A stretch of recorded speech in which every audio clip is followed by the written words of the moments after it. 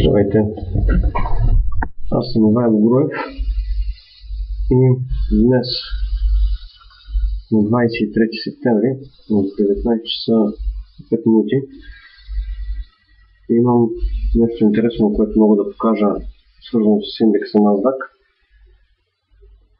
Картина, която ще позволи да направим анализ за това, което предстои да направи този индекс,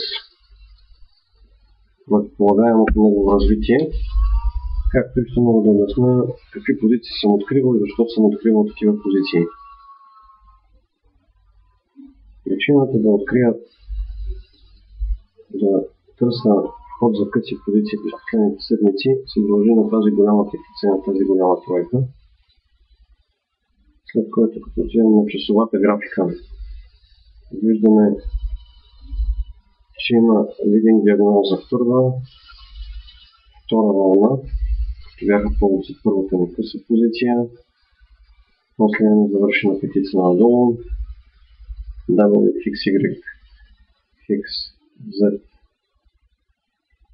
за троен зигзаг, и когато започваше този спад, поради това, че разглеждах покачване като корективен троен зигзаг, добавях нови къси позиции към преди това откритите. Тъй като през последните часове индекса NASDAQ нарисува чудесна петица надолу, това ми даде повод да хеджирам една голяма част от позициите си. И това, което възнамерявам да направя в близките часове или до няколко дни, е да проследя доколко след тези 5 вълни надолу ще станем свидетели на 3 вълни нагоре.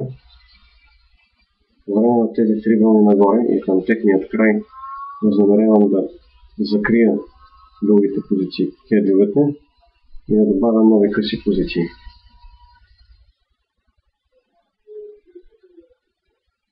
Така.